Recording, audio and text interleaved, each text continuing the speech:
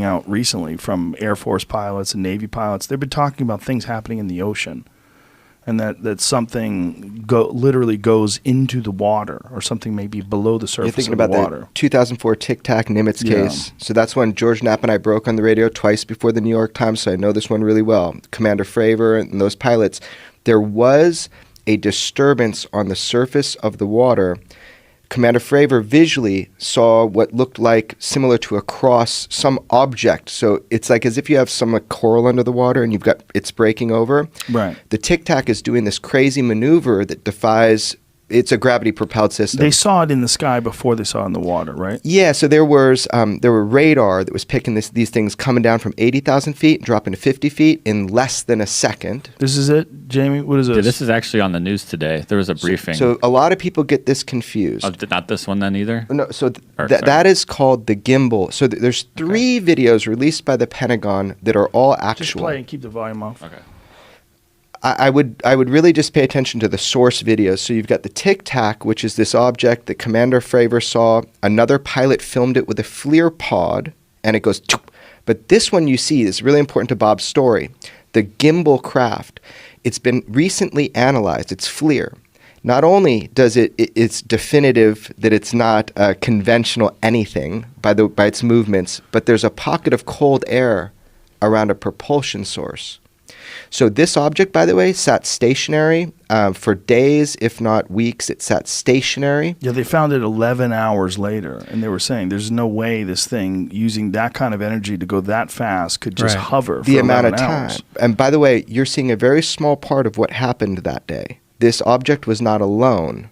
And so hopefully that information comes out, and we can, I wish we had video of it. I'm sure we'd all want to see it. But that's called the gimbal. That was East Coast, right? 2015. West Coast, 2004, was the Tic Tac. The disturbance on the water, Commander Fravor believes there was something under that water that was causing that disturbance when the Tic Tac was coming around and doing it. With inside the people that are studying this, they're thinking maybe the Tic Tac system was causing the disturbance, but the USO, unidentified submerged object that he visually saw, the whole interesting thing about that is, I would love Bob to describe it, is why it doesn't matter if these craft are in space, air, or water. Why doesn't it matter? I love when he talks about this shit. Well, first of all, Commander Fravor was the F-18 pilot off the Nimitz that was sent out to find out what this stuff is. But and it wasn't just, I got a chance to talk to him recently, and it wasn't just a radar image. Commander Fravor had eyes on it for over 5 minutes watching this thing, as 4 other pilots did. So this wasn't a radar blip or anything. These guys were watching this thing.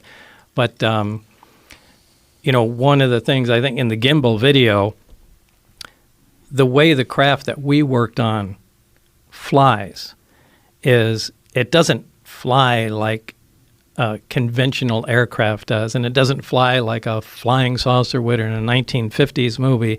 It flies belly first. It may set down conventionally, but it always rotates. It does a roll maneuver, puts its belly towards the target, and then moves away at high speed. So it'd be like a car flying with the wheels forward. Right.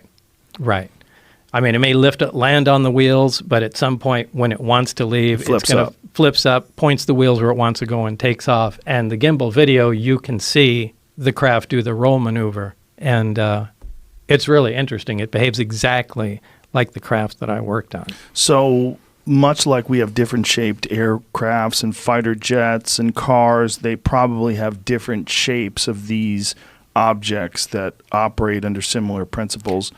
Right, perhaps. But they all have the same power source. They all have the same power source. And we're also dealing with, if you think about the laws of technological progression, you think of Moore's law and you think of how things accelerate, you've got to think that if this civilization is who knows how many years more advanced than we are, if not even years. We're thinking about it in terms of conventional terms, right? The way we look at the world.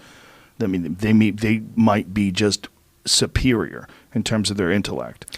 They've got to be. Maybe. We don't know, right? Well, the only reason I say that is because, look, everyone doesn't necessarily start at a steam engine right. and go to an internal combustion engine and then electric power, nuclear power, and go up the ladder that we Right. come on.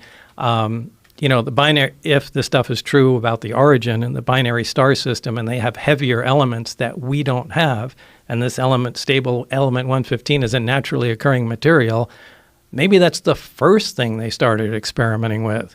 And the version of their steam engine, their first product, was something that operated like this. And actually, when they came to Earth to look around, or whatever, they were amazed at the stuff we were doing. These guys burned stuff and squirted out the back to go forward. So, Right.